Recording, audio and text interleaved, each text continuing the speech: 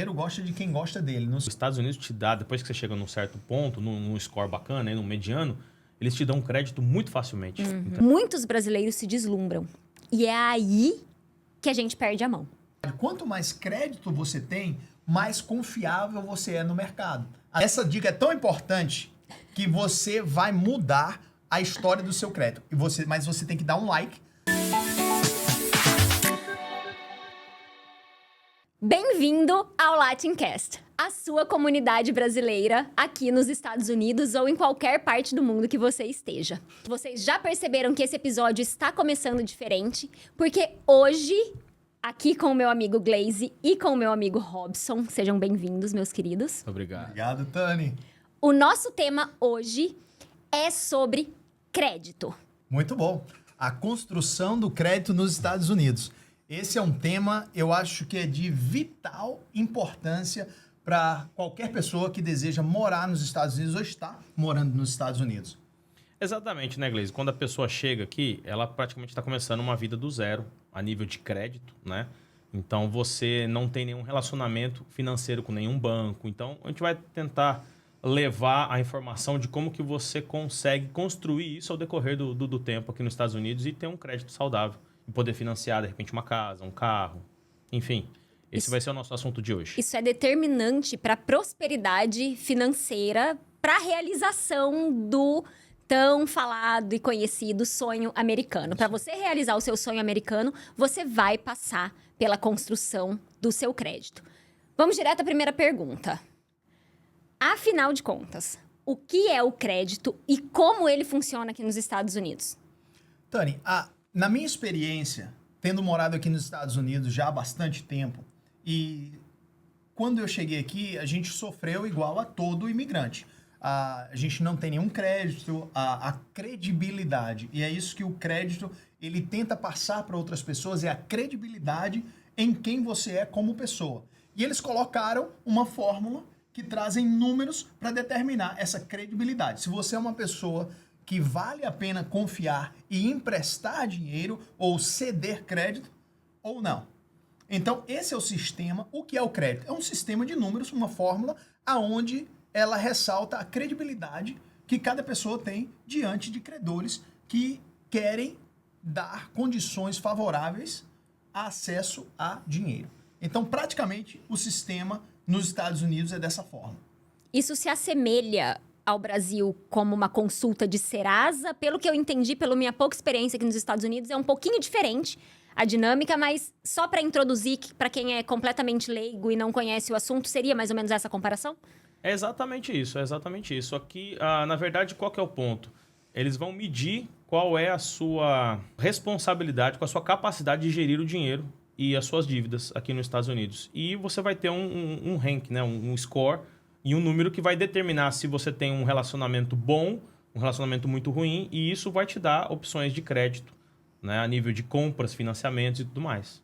Acho que a gente já meio que respondeu aqui um pouquinho a essa minha segunda pergunta, mas, afinal de contas, por que que o crédito é tão importante aqui nos Estados Unidos? O Robson já deu uma introdução aí falando, né, sobre a questão de financiamento e tudo mais.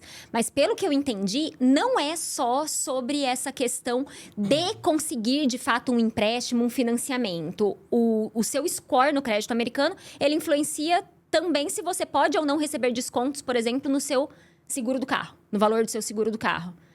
É mais abrangente. É por isso que eu falo que eu que sou novata, né, tenho menos tempo de América, eu ainda tenho dificuldade de entender o tamanho da amplitude desse assunto. Eu volto a falar sobre a questão da confiabilidade. Porque como a empresa que você está querendo acessar, o serviço e o produto que ela te oferece, ela não sabe quem você é, então essa credibilidade precisa ser monitorada de alguma forma. E a maneira que eles monitoram é através desse valor, dessa fórmula que foi criada. O crédito, ele tem um score, ou seja, um placar, digamos assim, uma numeração, que vai desde mais ou menos o quê? 350 pontos até 850 pontos em média, né? E isso determina, obviamente, quanto menor esse valor, menos confiável você é com relação a crédito, E quanto maior o valor, mais confiável você é, ou seja, mais possibilidades e melhores condições você vai ter. E isso vai desde financiar um carro, a financiar uma casa, a financiar imóveis, a ter descontos. Por quê? Quando uma seguradora olha para o seu crédito, ela fala, a pessoa que cuida bem do seu crédito, ela também é uma pessoa responsável com as suas obrigações. Se ela é responsável com as suas obrigações, ela também provavelmente é uma motorista ou um motorista que é cauteloso, é uma pessoa que cuida na vida, é uma pessoa que ela tem prioridades. Olha, isso é tão verdade. Eu estava escutando um podcast esses dias falando sobre real estate e a pessoa sendo entrevistada dizia assim, você quer comprar uma casa boa, numa região boa? Como é que você vai saber se a região é boa? Vai no supermercado e vê a qualidade das frutas. Porque a qualidade das frutas fala sobre a qualidade e a exigência das pessoas que moram naquele bairro. Se as frutas são boas, é porque as pessoas que estão comprando, elas cuidam do corpo. Se elas cuidam do corpo, elas com certeza cuidam também da sua casa. Então, você vai morar em uma área boa. Isso reflete a mesma coisa quando nós estamos falando de crédito. Se a pessoa cuida bem do seu crédito, ela é uma pessoa confiável, ela vai ter melhores descontos no seu seguro, ela vai ter melhores descontos na compra e no financiamento do seu carro, da sua casa, enfim, de tudo o que o crédito abrange. É importante isso que você está comentando, só para dar um overview sobre esses números, né? Fiz algumas anotações aqui. Então vamos lá, ó. De 300 a 559, o seu crédito é julgado como muito ruim. Tá? Então a gente tem ali, os credores geralmente consideram essa pontuação de alto risco. Aí o próximo ranking é de 580 a 669, vai para ruim. Então você pode ter créditos aprovados, mas porém com juros muito altos ainda nessa numeração. De 670 para 739, o seu credit score começa a ficar bom. A maioria dos credores consideram essa pontuação como média ou aceitável, tá? É onde a grande massa acaba se encontrando.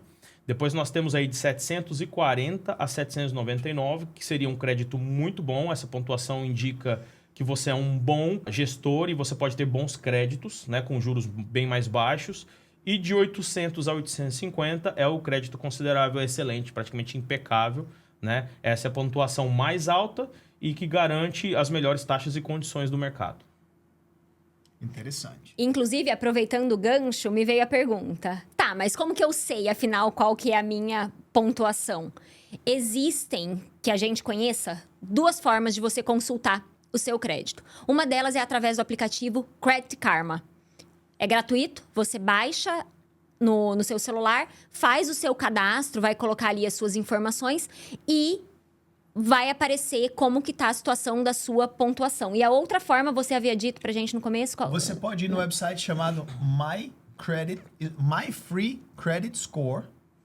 myfreecreditscore.com, porque o que acontece, Tani, é que pelo governo americano existe uma lei que determina que todo burô de crédito, nós temos 3 burôs de crédito que são os responsáveis por esse cálculo de crédito, que eles são obrigados por lei a fornecer gratuitamente um repórter de crédito anual para cada pessoa. Ou seja, você pode ter acesso anualmente, gratuitamente, uma vez por ano. E nesse repórter de crédito você vai ver tudo pertinente ao seu crédito. É importante lembrar que no repórter de crédito não sai o seu score, ou seja, o valor que você tem. Ele apenas sai todo o histórico. Já no aplicativo do Credit Karma, eles te dão um cálculo chamado, e muitas vezes, em muitas empresas, eles determinam o FICO, F-I-C-O, que é uma soma do crédito dos 3 burôs, é uma média, digamos assim, do crédito dos 3 burôs. Existe uma dúvida que acontece muito, é que como esses burôs, eles reportam de maneira diferente, cada um tem um crédito ou um valor diferente. E pode acontecer muito caso que você vai em uma loja, aplica para um cartão de crédito ou para uma linha de crédito e eles te dão um valor, quando na verdade você acha que tem um valor diferente. Então pode ser uma falta de comunicação dependendo do burô de crédito que eles usaram. E é verdade que quando você aplica para cartões de crédito. Aqui é muito comum, né? Cada loja que você vai, independente do tamanho, você tem a possibilidade de aplicar para o cartão daquela loja. Quando você é negado, isso afeta o seu score? Vocês sabem se é verdade? Eu ouvi dizer isso uma vez. O que acontece não é que te afeta negativamente, mas vai aparecer no teu reporte de crédito que o teu crédito foi consultado para uma linha de crédito e você não tinha histórico suficiente ou credibilidade suficiente para ser aprovado. Então vai mostrar sim que alguém tentou acessar o teu crédito E negou. para te aprovar, mas não foi aprovado. Até Então- me corrija se eu estiver errado, desculpa te interromper. O fato da consulta é que vai derrubar o valor do seu crédito. Mesmo que você tenha sido aprovado, se você solicitou lá um cartão de crédito, você pediu $5.000 de crédito e eles aprovaram 2.000, só o fato deles terem feito essa consulta, o seu crédito vai de fato cair sim, pelo fato da consulta. Cai. Apesar que cada consulta, ela derruba mais ou menos ou diminui 2 a 3 pontos dentro do teu score. Então é por isso que você quer evitar que muitas linhas de crédito ou credores estejam acessando o teu crédito frequentemente. É por isso que muita gente monitora, que não autoriza, a não ser que tenha uma autorização por escrita sua para estar checando. Isso é muito comum antes de você comprar um carro, fazer uma compra grande, comprar um carro ou comprar uma casa. Eles já dizem, olha, não abre nenhum cartão de crédito, não aplica para nenhuma linha de crédito antes de fechar a casa, porque senão o teu crédito vai diminuir. Pelo menos nesse período, né? Nesse período. Agora deixa eu te fazer uma pergunta. Vamos lá do começo. Eu quero começar a construir o meu crédito. O que eu preciso? Eu posso fazer isso com o meu passaporte? Eu preciso de um Social Security Number? Eu posso fazer isso com o meu Tax ID? Qual é o início de tudo aí para eu poder começar a construir meu crédito? Excelente pergunta, Robson. O início de tudo e a maneira que eu vejo que mais dá certo não é algo imediato, mas é algo que vai demorar um pouquinho de tempo. A primeira coisa que você vai fazer é tentar ir no seu banco, tá? Assumindo que todas as pessoas que querem ter um crédito, elas precisam ter ou o Social Security Number ou o Tax ID Number, um dos dois, que essa é a maneira que o crédito é atrelado ou conectado com a sua pessoa. Se você não tem, você ainda vai criar um pouco de crédito no seu nome, mas ele é praticamente inexistente. Não existe uma maneira eficiente de você buscar através do nome, porque muitas pessoas têm um nome repetido, muitas pessoas têm variações do nome, então a maneira mais segura é através... Você riu do nome, né? Quando a gente está falando de nome, né? É porque a gente sabe, né? A gente sabe como é. A gente compartilha. Então, a maneira mais eficaz é através do Tax ID Number ou do Social Security Number. Mas respondendo a sua pergunta, a maneira mais eficiente que você vai encontrar, você vai na sua instituição bancária, porque você já abriu uma conta, e você vai solicitar um cartão de crédito. É bem provável que eles vão te negar um cartão de crédito. Mas existe uma solução, que é um cartão atrelado à quantidade de depósito que você coloca. Digamos, você quer começar a abrir crédito, você vai pegar $300, você vai colocar esse dinheiro no banco. É um cartão pré-pago que eles É um chamam. cartão Exato. pré-pago, exatamente. É um cartão pré-pago. Então, E você vai administrando esse saldo aí. Isso. Pode não fazer muito sentido. Pô, por que eu vou querer ter um cartão de crédito? Eu tenho que colocar o crédito. Mas faz todo sentido quando você vai começar a construir o seu crédito. Porque- Exatamente. De maneira prática e resumida, com esse cartão pré-pago, é a primeira forma que você tem de mostrar para a instituição e para os burôs que você sabe sim administrar o seu dinheiro. Então, você primeiro começa administrando o seu próprio dinheiro, né, do cartão pré-pago que você abasteceu ali, para então, em algum momento, a instituição conceder o crédito e você poder trabalhar com essa antecipação e com essa confiança que os bancos vão te dar. A lógica atrás disso é dizendo assim, o banco está dizendo, eu não vou arriscar o meu dinheiro em você. Você vai comprar a oportunidade de eu te dar um crédito.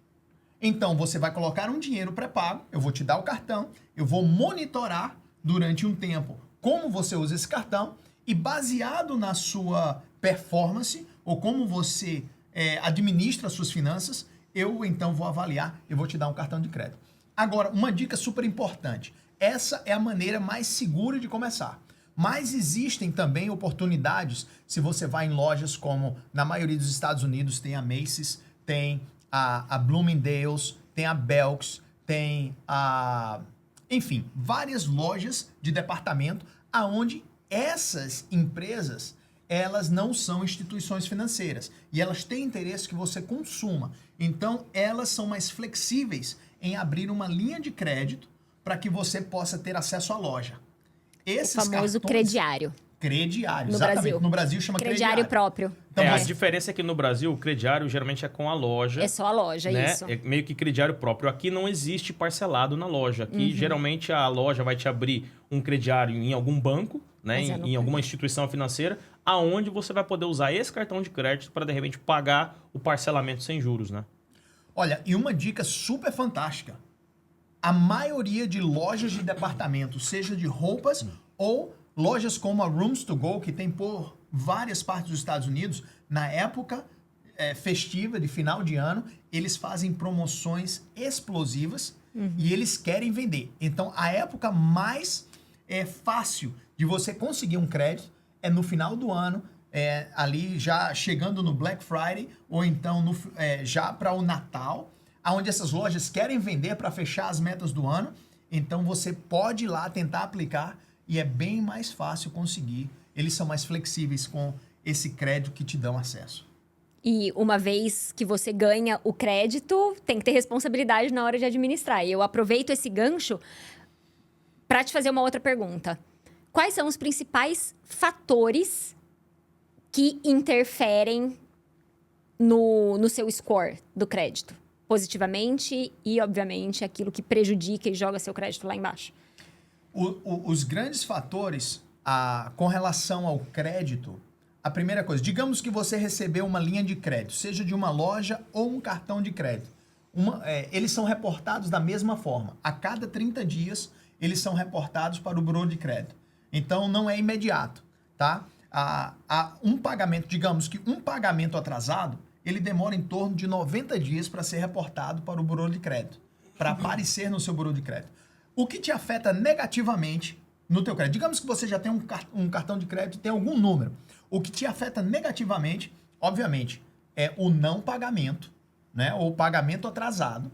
O não pagamento é pior do que você pagar atrasado. Mas assim que você paga atrasado, já aparece no teu crédito lá uma marquinha diferente, dizendo que você atrasou 30 dias, 90 dias ou 120 dias, dependendo do caso. Isso vai te afetar seguramente de forma negativa.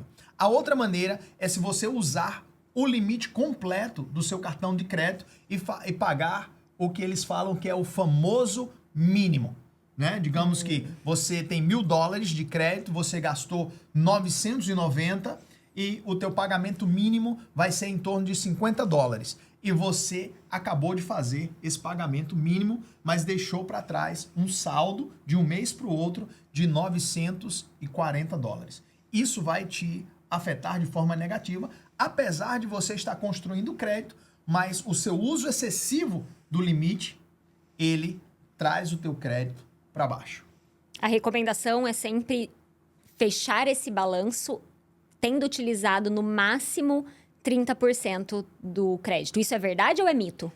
Esses 30% que é tão falado. Eu diria que o máximo que você pode usar de um cartão, caso você não vá pagar tudo em um mês, o ideal é que você use, digamos, para um exemplo muito prático, que você no dia 1 do mês, você usou o cartão, certo? E você tem que fazer o pagamento no dia 30. Que você use os 990, mas que no final do mês, no dia 30, você faça o pagamento completo. Isso vai aumentar o teu crédito de forma extraordinária. Se você fizer isso todos os meses de forma consecutiva. Agora, se você não pode fazer isso, mas você precisa fazer a compra, que você use entre 30% a 50%, que você nunca passe de 50% do crédito, caso você não pague tudo. Faz sentido o que eu estou falando? Sim, sim. Que você pode até pagar o mínimo, mas que você não use o valor total. É importante quando você fala de valor total, por exemplo, eu tenho vários cartões de crédito. Então, quando a gente fala de crédito como um todo, suponhamos que eu tenho $100.000 de crédito em todos os meus cartões.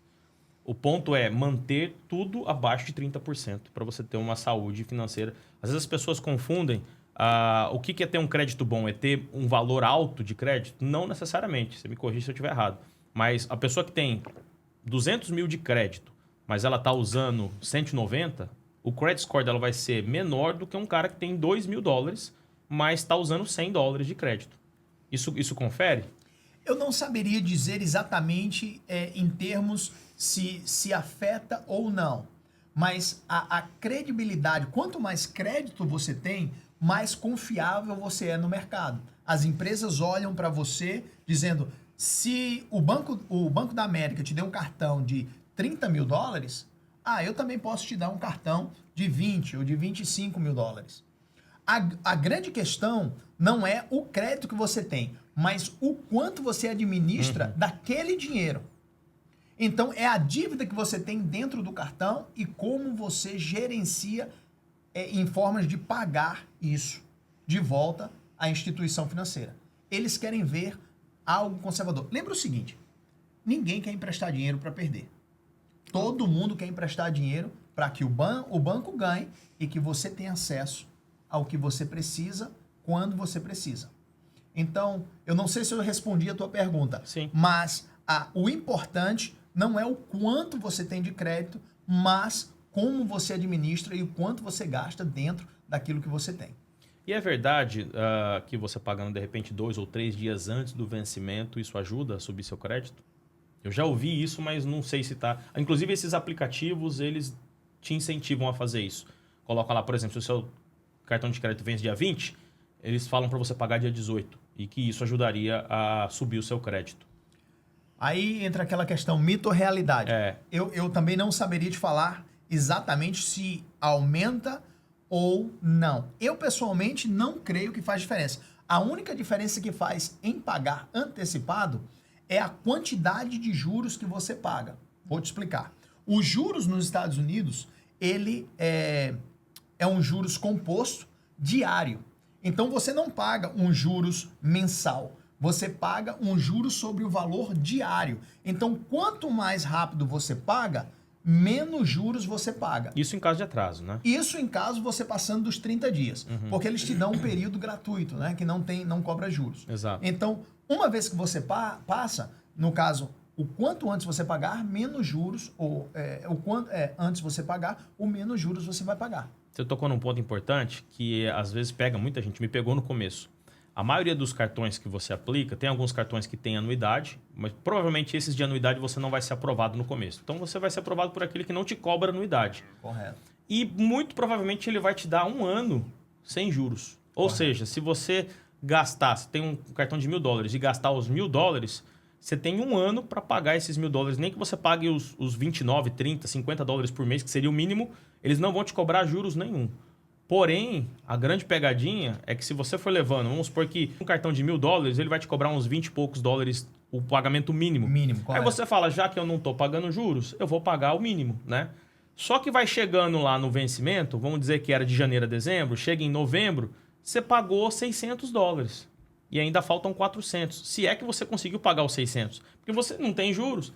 Só que aí a hora que vira esse cartão, explica pra gente o que acontece, porque me parece que eles cobram os juros do valor total, é uma coisa meio confusa e pega a gente de surpresa, sabe? Geralmente, cartões de crédito, quando você aprova sem nenhum crédito, sem nenhum histórico de crédito, o mínimo, a média é em torno de 29%. Exato. Anual, tá? Cartão de crédito. Então, o que é que eles fazem? Para trazer mais pessoas, eles lançam promoções, como a que você falou, de 0 de juros por ano. O que é maravilhoso. Se você sabe trabalhar com esse cartão... Você tem um empréstimo de 1 ano sem juros. Exatamente, um empréstimo que é acesso a dinheiro gratuito por 1 ano. Só que eles também são muito rígidos. Eles te dão 365 dias sem juros. Mas se você virou os 366, o dia 366... o valor que você pode estar devendo $1 no balanço total que você não pagou. Mas você vai ler lá nas letras bem pequenininhas do seu contrato que eles têm o direito de te cobrar o valor retroativo do ano todo. Então, é a pior coisa que se você deixar virar o ano que você vai fazer, você vai pagar muitos juros sobre o valor total. E sem dúvida, uma das coisas que eu faria, e isso fica um conselho para você que está ouvindo a gente, nunca pague o mínimo. Nunca pague o mínimo. A não ser que você esteja numa situação crítica e de emergência, mas nunca pague apenas o mínimo. Sempre pague a mais. Isso vai te favorecer junto ao teu histórico de crédito. Você vai pagar menos juros e isso vai criar uma confiabilidade muito maior nos seus credores. Tocar nesse assunto passa pela famosa educação financeira. Total. É muito importante, independente de onde você viva, para você prosperar na vida, você precisa saber administrar, antes de tudo, seu dinheiro, né? A educação financeira é vital. Agora, realmente. Gleice, uma pergunta que também já aconteceu comigo e acabei tomando Você vantagem. está sendo o nosso case study aqui, viu? Demais. Você aprendeu na prática, Pensa no pelo cara jeito, que viveu hein? dificuldade e aprendeu. Eu tô com um cartão de $1.000 e tá chegando no período em que tá vencendo o 0% de anuidade e eu ainda tenho um balance, vamos dizer, aí, de $700 para pagar. Eu tenho um mês e eu não tenho $700. Qual é a saída que eu encontrei? Geralmente, isso acontece assim muito frequente comigo, não sei se é uma coisa comum, provavelmente deve ser uma coisa comum, os bancos mandarem oferta de transfer balance. O que é isso? Ele está te dando um outro cartão de crédito, geralmente são bancos diferentes. Está te dando um cartão de crédito de novo, com 0 anuidade, porém você pode transferir o balance do cartão antigo.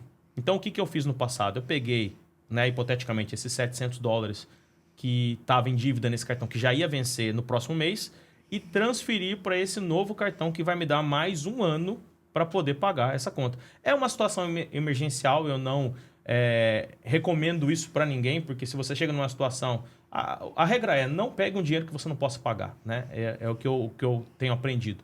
Mas se você se encontra nessa situação, eu encontrei essa saída de poder pagar esse meu balance sem ter que pagar os juros, usando um outro cartão e transferindo esse balance por um cartão novo. Você tem mais alguma dica em relação a isso? Tenho. Várias coisas acontecem com o que você fez. Pode ser uma grande estratégia, e eu já vi pessoas usando isso como estratégia de negócio. Eles têm um valor alto de dívida no cartão de crédito, aplicam para um novo cartão de crédito com a mesma promoção, fazem a transferência desse balanço para ganhar mais um ano sobre aquele dinheiro, sem juros. Isso pode ser algo maravilhoso, mas tudo volta ao que você falou. A educação financeira, como você lida com o dinheiro. Qual é o plano, né? Qual é o plano de saída? Aqui nos Estados Unidos tem uma coisa muito importante. Todo negócio que você entra, você tem que entrar sabendo qual é o plano de saída. Se você só está transferindo de uma conta para outra, duas coisas estão acontecendo. Você está chutando a lata mais para longe, né? Para você ter que ir pegar ela depois. E a segunda coisa, cada transferência dessa não é gratuita. Essa transferência, você paga uma taxa de 3% ou no mínimo $75, dependendo do valor. Independente do cartão de crédito. Então, se você tem uma dívida de $1.000 que você vai transferir, 3% você está falando de $30. Não é um valor muito grande, mas já são $30 a mais em cima do que você está devendo. Certo? Então, na verdade, essa saída te deu um fôlego maior, mas te custou algo a mais. É verdade. E se você não pagar, não mudar os hábitos financeiros, você vai dever os 30, os 1.000 que você transferiu, e se houver crédito, mais 1.000 que eles estão te dando. Então, é algo muito importante você tomar controle dessa situação e não deixar isso ir crescendo. Faz sentido o que eu estou te falando? Perfeito. Inclusive, nós vamos ter um episódio só de educação financeira, né?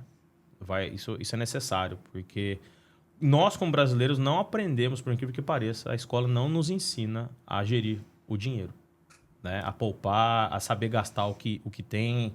Aliás, não é nem gastar o que tem, é saber planejar o que você ganha e não gastar tudo que você ganha. Enfim, é uma coisa que a gente tem essa dificuldade, né? O brasileiro, o americano já tem um pouco mais esse conceito de salvar dinheiro, mas muitos deles também acabam gastando mais do que ganham e aí se enrola em cartão de crédito, em empréstimo, aí é empréstimo para pagar empréstimo e essa bola de neve fica complicado sair disso depois. Eu não diria que é um problema de brasileiro, eu diria que é um problema da raça humana, na verdade. Saber como lidar com o dinheiro. Né? E eu acho que pensando em nós brasileiros, quando nós chegamos nos Estados Unidos e a gente sabe que o poder de compra aqui é muito maior do que no nosso país, muitos brasileiros se deslumbram. E é aí que a gente perde a mão. Porque é mais fácil comprar um iPhone, é mais fácil comprar um carro, é mais fácil comprar tudo. A gente tem muito mais acesso aqui. Porém, ainda assim custa dinheiro. A gente tem que tomar esse cuidado, porque às vezes, nossa, isso tá muito barato, nossa, porque eu preciso, nossa, porque eu quero. Então, eu vejo muito isso, assim, eu não me identifico, eu não sou uma pessoa muito deslumbrada com isso, mas eu conheço muitos brasileiros aqui que se enrolaram financeiramente por conta desse deslumbre, porque é fácil, é mais fácil? É, mas ainda assim você precisa pagar e trabalhar para pagar. Esse é um detalhe muito Né? importante, Tani, porque os Estados Unidos te dá, depois que você chega num certo ponto, num score bacana, num mediano, eles te dão um crédito muito facilmente, entendeu? Alguns cartões de crédito vão aumentar automaticamente o limite, ou então você solicita, eles praticamente dobram o seu limite. Coisas que no Brasil seriam meio que fora da realidade. E isso instiga muito o cara que é isso que eles querem de fato, que você gaste aquele dinheiro. E aí vem promoções lá de você pagar em 48 meses sem juros. E isso acaba que trazendo esse perigo, se a pessoa não souber administrar, porque ela tem um dinheiro que não é dela, mas ela tem um dinheiro disponível que talvez no Brasil ela nunca teria, né, em relação a crédito. E ela vê a oportunidade de gastar aquilo, mas não tem um planejamento de como pagar. E aí é que vem o problema, né? Tem que ter os pés no chão, tem que trabalhar com planejamento. É algo que a gente fala aqui desde o primeiro episódio, né? A importância do planejamento. O tema que é sobre o crédito, mas não tem como navegar por esse assunto sem falar sobre a responsabilidade financeira, educação financeira, planejamento para quem quer vir. E já venha sabendo que você vai precisar construir o seu score. Então, se você não sabe administrar seu dinheiro aí no Brasil e acha que aqui vai ser uma fuga que vai ser fácil, já fica o recado. Não é assim que funciona. Tem que batalhar, tem que ter responsabilidade, tem que ter, mais uma vez, planejamento para tudo na vida, né? Com o dinheiro. E dinheiro, já diz o ditado, dinheiro não aceita desaforo. É verdade. Então, a gente Você precisa termina atraindo cuidar. o dinheiro, gosta de quem gosta dele. No sentido, a Bíblia fala para não termos amor ao dinheiro, né? Mas é impossível negar que quando nós cuidamos bem do dinheiro, o dinheiro gosta de quem cuida bem dele. O dinheiro gosta de quem sabe usar ele bem. Com responsabilidade, né? Com responsabilidade. Ele flui. Existe uma estatística que diz que se o mundo inteiro, todo o dinheiro do mundo inteiro fosse dividido de partes iguais para todos os habitantes do mundo, em menos de 5 anos, os ricos voltariam a ser ricos e os pobres voltariam a ser pobres. É verdade. Isso nos diz que a riqueza não é ter dinheiro. A riqueza é você saber administrar dinheiro. Porque o rico, ele conseguiria atrair todo o dinheiro de volta, porque ele se tornou um rico. Ele não é rico porque ele tem dinheiro. Ele é rico porque ele se tornou uma pessoa rica. É a maneira de pensar, é a maneira de lidar com o seu dinheiro, é a maneira com que ele trata a sua esposa, seus filhos, enfim. É a pessoa que se torna e não o que ela tem. Assina embaixo. Eu cresci ouvindo isso dentro de casa. Que a pessoa rica não é aquela que ganha 100 mil e gasta 101 mil. Porque o crédito, ele te fornece isso, né? Você acha que você tem, mas não. O verdadeiro rico é aquele que talvez ganhe 2 e aprende a viver com 1.500. E sabe administrar isso. E vai guardando, enfim, e vai administrando. E aí, dinheiro atrai dinheiro, né? Sem Eu acho dúvida. que é muito verdade. Sem dúvida. É super importante. Enfim, um parênteses aqui, um bate-papo super rico. Eu adoro, gente, bater esse papo com vocês. Vou ser muito sincera. Acho que da forma como a gente fluiu aqui, a gente já consegue enxergar um pouco como que na prática, na nossa vida, no cotidiano aqui na América, como que isso afeta. Né? Essa questão do crédito, ela tá ligada a tudo na nossa vida. Porque, afinal de contas, passa pela questão comportamental, de como a gente se comporta diante do crédito que a gente está recebendo. Então, afeta diretamente a nossa vida cotidiana. Né? É assim que você enxerga também? Que o crédito, a questão da construção do crédito, ela não passa por momentos específicos da vida. Óbvio que vai ser determinante em momentos específicos. Financiar um carro, comprar uma casa. Mas vocês concordam que é o cotidiano que determina isso? Sem dúvida. Com certeza. Agora, uma coisa bem interessante, você estava falando e eu estava lembrando, é que essas regras do crédito, elas se aplicam para 96% da população só. Você chega num nível Como assim, dos só? 4%. Eu pensei isso, tipo, 96% é Se é muito, só? não é só. Não entendi Não, essa sua. deixa eu colocar de outra maneira. Essas regras de crédito, elas aplicam de uma maneira mais dominante sobre 96% da população. Ok. 4% da população, essas regras não aplicam. Por quê? Porque essas pessoas, eles estão na parte mais alta da escala da economia, e quando você chega nessa parte da economia, essas regras de crédito, elas não aplicam, porque você já aprendeu que agora é através de relacionamentos. Para você ter um acesso a um empréstimo alto, para você comprar um carro, para você comprar uma casa, para você fazer um investimento, já não é baseado mais no seu crédito. É baseado no seu relacionamento. É baseado no seu net worth. É baseado naquilo que você tem, que você possui de valor. Faz sentido o que eu estou falando? Essas regras, elas aplicam para as pessoas que estão começando crédito e, de uma maneira geral, vivem a sua vida cotidiana, 96%, mas chega no nível empresarial, que essas pessoas têm um net worth, ou seja, um saldo positivo, né? Que tudo se torna a partir agora de relacionamentos, investimentos, e já os créditos são por outros fatores determinantes e não apenas os buros de crédito. Ainda se aplicam a eles, mas eles têm acesso a dinheiro de outra maneira. É isso que eu quero dizer. Entendi. Acaba sendo não irrelevante, mas menos importante. Menos importante, para sem dúvida. esses 4% Para esses 4% da população que são muito bons lidando com dinheiro. A gente vai chegar lá. É fantástico, né? Com certeza. Falando de crédito, eu gostaria de deixar mais 2 dicas. Uma delas é em relação ao cartão de crédito ser fechado, que também já aconteceu comigo. Por exemplo, se você tem 3 cartões de crédito e um deles você não usa por mais de 2 anos, se eu não me engano, um dia eu recebi uma cartinha que foi fechada essa minha linha de crédito. E quando você fecha uma linha de crédito, isso afeta também no seu credit score. Vamos supor, se você tinha um total de $10 mil de linha de crédito e você perdeu esse cartão de $2 mil por inatividade, você já não tem mais 10 mil, você tem 8 mil. E isso foi uma coisa que eu falei, então, pelo menos uma vez a cada 2 anos, mesmo que você não tenha interesse mais em usar, vamos supor que você fez um cartão lá da Best Buy ou da Vons to Go, pelo menos compre ou use ele para alguma coisa para não fechar a sua conta, se é que você quer manter aquele valor e aquele cartão ativo, né? Isso foi uma dica que eu acho que é interessante e é relevante para deixar para o pessoal. Nossa, eu não sabia. Eu, inclusive, tenho um cartão de crédito lá que eu abri, porque eu recebi a carta. É verdade, gente. Para quem não mora aqui, você recebe, muitas vezes, a depender do seu score, cartas de banco dizendo, olha, esse cartão aqui já está pré-aprovado. Entra no site, dá 2 cliques que a gente aprova esse cartão e você recebe ele em casa. E numa dessas eu fiz, porque o cartão vinha com um bônus.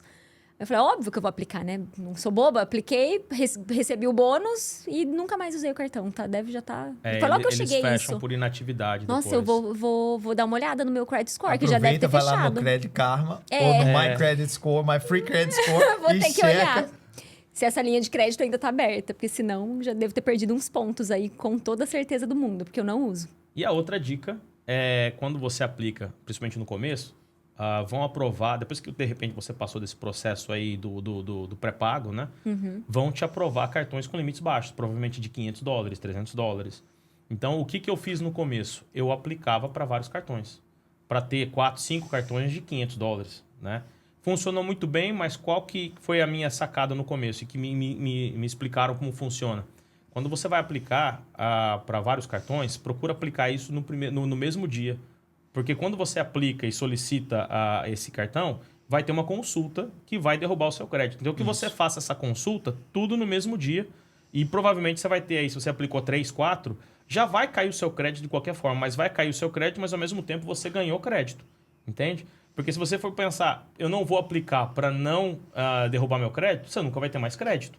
Então, tem que ter esse balance de eu vou aplicar, mas já que eu vou aplicar e eu sei que o crédito muito provavelmente vai ser baixo, eu vou aplicar já para 2 ou 3 cartões. Se eu não me engano, você tem 30 dias dentro dessas consultas. Até eu não sabia atualizar porque- os dados. Você tem 30 dias, porque é quando eles são reportados, né? Então, se o seu crédito é consultado hoje, praticamente 30 dias, dentro de um prazo de 30 dias, como você falou, ainda cai, mas não cai tanto, como se fosse uma nova consulta depois dos 30 dias. Então, você está dizendo que eu poderia fazer essa aplicação, ao invés de fazer tudo no mesmo dia, nos 2 dias, eu tenho esse período de 30 dias. Interessante. Você tem esse período. Interessante. Você vê, esse podcast aqui, a gente ensina, aprende, compartilha, isso é maravilhoso. Eu aprendo muito mais do que, bom do que eu demais. ensino. Isso é delicioso, né? Eu adoro esse sentimento de... E uma pergunta específica, falando do crédito.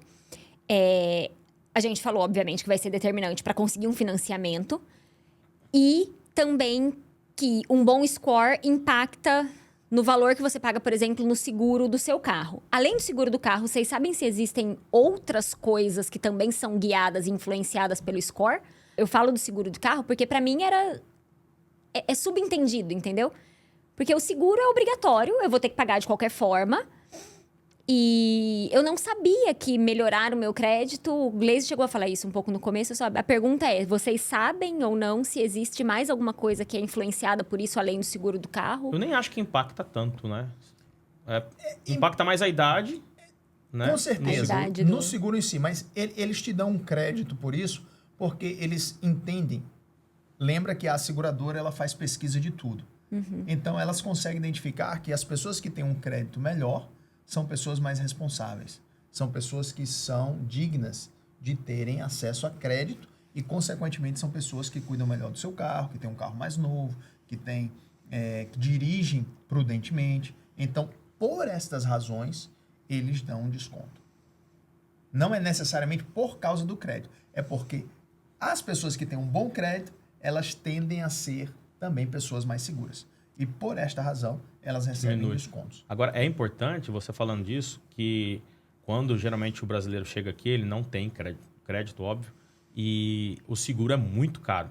Eu lembro que eu paguei, acho que foi $250 por mês que eu pagava de um carro, que no caso seria para um americano aqui $70 de seguro, por não ter um histórico, por não ter crédito. Então, mesmo que o seu crédito seja ruim, mas você já iniciou a construção do seu crédito, esse valor do seguro já cai drasticamente de quando você chega e vai fazer um seguro só com passaporte, né? Primeiro que já tem uma restrição muito grande, são pouquíssimas companhias de seguro que fazem só com o passaporte e geralmente cobram muito caro. Então é bom ficar esse alerta aí também. Uma das coisas que o crédito ele é super importante é no processo do aluguel de uma propriedade. Porque determina, a primeira coisa que eles vão checar é o seu crédito para alugar uma propriedade residencial ou uma propriedade comercial. É verdade, é verdade. Isso é muito importante. Inclusive, eu lembro que o Luiz, quando na entrevista, ele falou entre escolher uma pessoa que tem um bom crédito e escolher uma pessoa que tem muito dinheiro, às vezes vale mais a pena você pegar a pessoa que tem um bom crédito, a não ser que a pessoa que tem muito dinheiro, ela pague tudo adiantado. Mas provavelmente... aos olhos do landlord, da pessoa que está alugando a propriedade, quem tem o melhor crédito seria escolhido. É verdade. Quando a gente mora de aluguel, até hoje aqui, desde que nós chegamos, mas nós mudamos de residência. E era condomínio e tal. Quando nós chegamos, obviamente, por não ter um histórico e tudo mais, nós tivemos que dar 2 cheques calção. É assim que a gente fala, né? 2 aluguéis antecipados que a gente só recuperou lá atrás. E aí, quando nós saímos desse primeiro condomínio e mudamos para o que nós vivemos hoje, a gente não teve que dar nada. Eles fizeram exatamente por conta desse score. Não lembrava. E tem lugar que não permite, tá? Se você não tiver, por exemplo... Eu se eu não me engano... O mínimo que a maioria pratica aí é 650, de 650 para cima.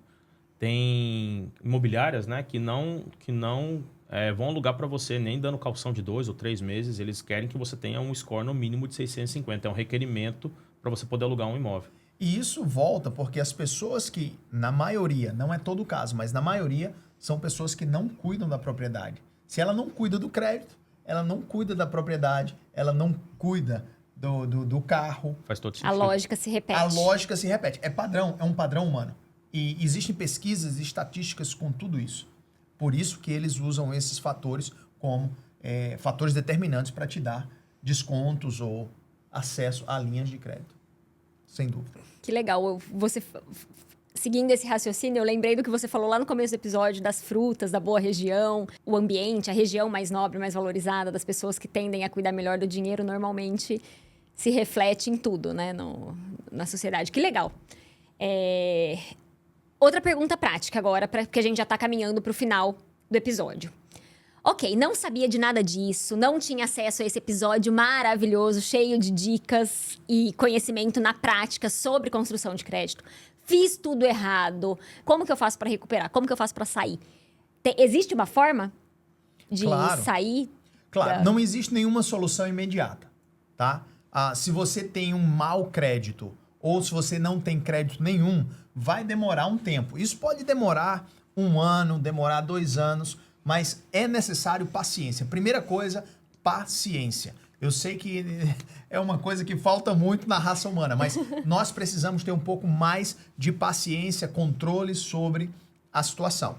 Mas a primeira coisa que eu diria, se você não tem crédito, você vai seguir o que a gente falou no começo. Você vai no seu banco, na instituição financeira que você tem uma conta, você vai abrir um cartão pré-pago, ou você vai em alguma loja de departamento, tentar aplicar, e você vai gradativamente construir o seu crédito dessa forma.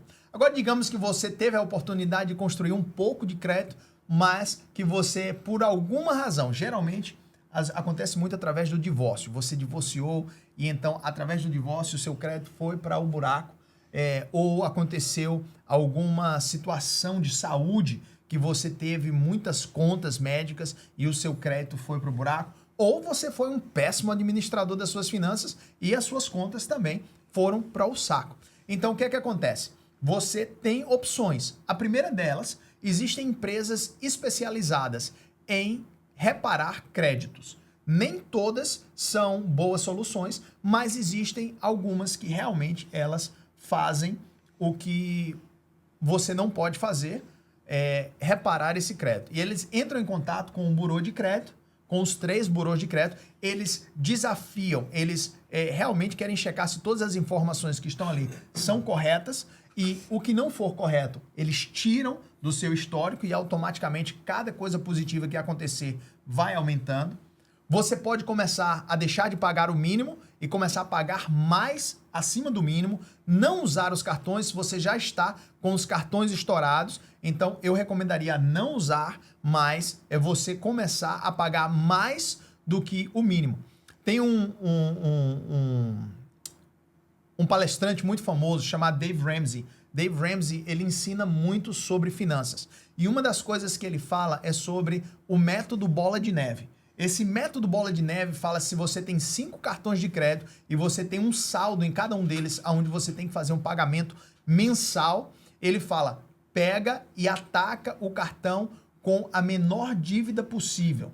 Primeiro, ou seja, você vai fazer o pagamento mínimo nos 4 cartões que tem uma dívida maior e você vai tentar matar a dívida menor primeiro. Porque quando você faz isso, você vai livrar aquele pagamento e você vai aplicar aquele pagamento mínimo agora para o segundo cartão com a menor dívida. E, consequentemente, fazer o mesmo processo. Isso se chama bola de neve. Você vai tentar neutralizar ou matar toda a sua dívida, diminuindo o cartão com menor dívida primeiro, depois passando para os seguintes. Isso é uma regra que funciona, tá? Isso vai te ajudar a fazer o crédito. Nós estávamos conversando um pouquinho mais cedo sobre a consolidação de dívidas. Uma outra opção é encontrar uma empresa que possa te ajudar nessa consultoria com uma consolidação de dívidas. O que é uma consolidação de dívidas? Digamos que você tem, vamos usar um número, $20 mil em dívida de cartão de crédito, ou dívidas de carro, financiamento de carro, enfim, seja a dívida que for. Você vai encontrar ou tentar pesquisar uma empresa que ela possa te dar um empréstimo grande o suficiente que você possa pagar todas as suas dívidas. Digamos que em $20 mil você tem 5 linhas de crédito diferentes e você tem um pagamento mensal dessas linhas de crédito de, vamos dar um valor assim bem fechado para ser fácil o cálculo. Digamos que você tem que pagar todo mês $1.000. Isso é pagando o mínimo. E sua dívida total é $20 mil. Com juros, obviamente, que essa dívida vai aumentando a cada dia. Digamos que você consegue um empréstimo de $20 mil, você pagou todas as suas dívidas e ao invés de ter que pagar $1.000 por mês, você agora, nesse novo empréstimo, você vai pagar apenas $500. Quanto mais dívidas você tem, obviamente que o mínimo no valor total vai ser maior. Quando você tem apenas uma dívida, o pagamento mensal vai ser menor. Então, $500, você automaticamente já está economizando $500 por mês, que vai te ajudar nos gastos normais da sua vida, e você só tem agora um pagamento de $500. Isso funciona muito bem. Obviamente que vai levar um tempo para você pagar tudo isso, mas essa é uma maneira muito efetiva de você consolidar todas as dívidas e ter apenas um pagamento. Isso vai te ajudar muito na melhoria do seu crédito. Entendi. E você pode adiantar também, né? Se você tiver interesse de finalizar esse pago. Geralmente são financiamentos de 48 meses, 60 meses. E se você tiver interesse de pagar isso na metade do período, você vai pagar, inclusive, menos juros, né? Correto. Quanto mais rápido você pagar, menos juros você vai pagar. Então, é interesse seu de pagar, de ser o mais efetivo possível e pagar essas dívidas. Inclusive, falando sobre o Dave Ramsey, eu recomendo, de repente a gente pode fazer até um episódio da educação financeira, trazendo alguns princípios do Dave Ramsey, que são princípios básicos. Ele conta 7 passos, que são passos iniciais que todas as pessoas podem dar, e isso vai te dar uma alavancada na sua vida financeira fantástica. Pra gente encerrar, não era essa a intenção, mas uma dica valiosíssima que, antes da gente começar a gravar, o Glaze nos presenteou, né, aqui batendo um papo com a gente, sobre a possibilidade de, entre aspas, você emprestar o bom crédito de um amigo ou familiar. Dá essa dica pro pessoal que você contou pra gente nos bastidores. Explica o contexto. Tá, essa é uma dica fantástica. Se você está acompanhando, você tem um crédito. Se você tem um crédito já danificado, um crédito ruim, você tem que melhorar o seu crédito primeiro e não existe mágica para isso, tá? Deixando isso bem claro. Agora, se você tem um crédito razoável, você começou a criar um histórico de crédito e você não tem crédito negativo, essa estratégia é para você. Escuta só. Eu estava compartilhando com o Robson e com a Tani uma maneira de alavancar o seu crédito de uma maneira muito rápida, de você sair, digamos assim, de um crédito de 500 para 700 de uma maneira muito rápida, é você ter um bom amigo, uma pessoa... Essa é a chave do segredo. Agora, para só um segundo. Você já deu like? Se não, você não continua, não. Vamos dar um segundinho pro pessoal dar o like. É condicional ao like. É condicional ao like, porque like. essa dica merece, gente. Essa dica merece. Olha, essa dica é tão importante que você vai mudar a história do seu crédito. Mas você tem que dar um like, tá? Para poder receber. Agora Mas bem, pode continuar. Pode continuar. Então, o que você precisa fazer? Você precisa ter um bom amigo que tem um bom crédito. Esse crédito que ele tem, obviamente, tem que ser acima do seu crédito. Digamos, se você tem um crédito de 500, 600, essa pessoa tem que ter 650, 700, 800. Se você tem essa pessoa e essa pessoa tem linhas de crédito ou cartões de crédito, o que essa pessoa vai fazer? Ela vai ligar para a instituição, que ela tem um cartão de crédito, e vai te adicionar como um dependente dela. Ou seja, o seu amigo vai solicitar um cartão de crédito no seu nome, debaixo da conta dele. Para o seu amigo ficar bem tranquilo, você não precisa ficar com o cartão. Ele pode ficar com o cartão guardadinho, você só precisa ser agregado à conta.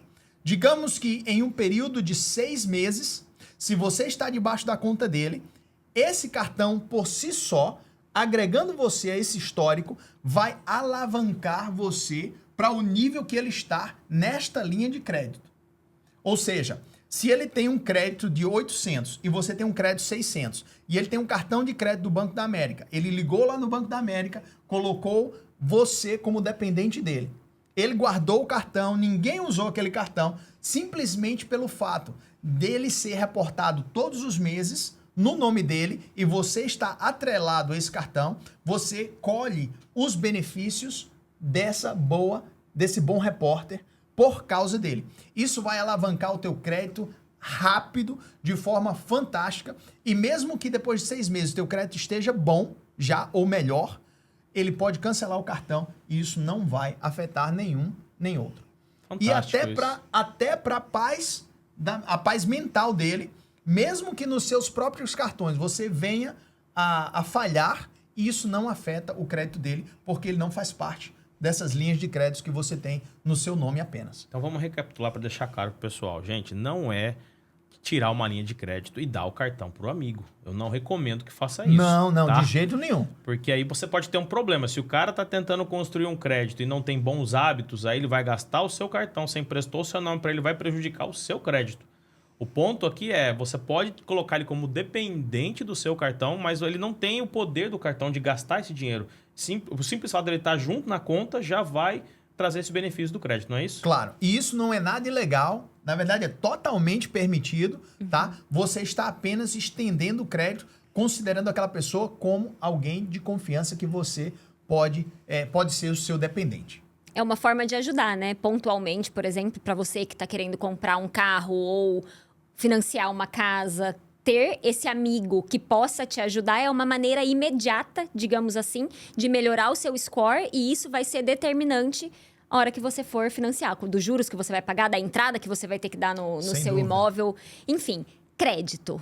Crédito nos Estados Unidos é vital, é importante. O sonho americano só vai acontecer passando por essa educação financeira, pela construção de um bom score. E foi tudo isso que a gente falou aqui hoje. Tenho certeza que esse episódio valeu muito o seu like. Se deu like, não querendo pedir mais, vai lá, segue a gente no Instagram, se inscreve no canal. É uma forma de ajudar esse trabalho voluntário que a gente está fazendo aqui e que ainda vai trazer muito mais conhecimento, muito mais informação para cada um de nós. É isso aí. Gente, eu espero que esse conteúdo tenha ajudado você, possa te levar a uma melhoria no seu crédito, porque, como a Tani falou, é vital. Faz parte da sua vida aqui nos Estados Unidos para você ter acesso a condições melhores como imigrante. Vai ser algo que vai mudar a história da sua vida aqui nos Estados Unidos. Muito bom. Gleice, você gostaria de deixar, de repente, um e-mail ou um contato para alguém que queira uma consultoria? A gente nem combinou de fazer isso aqui agora, mas não sei se seria interessante para quem está assistindo e quer ter uma consultoria. Que cada caso é um caso, né?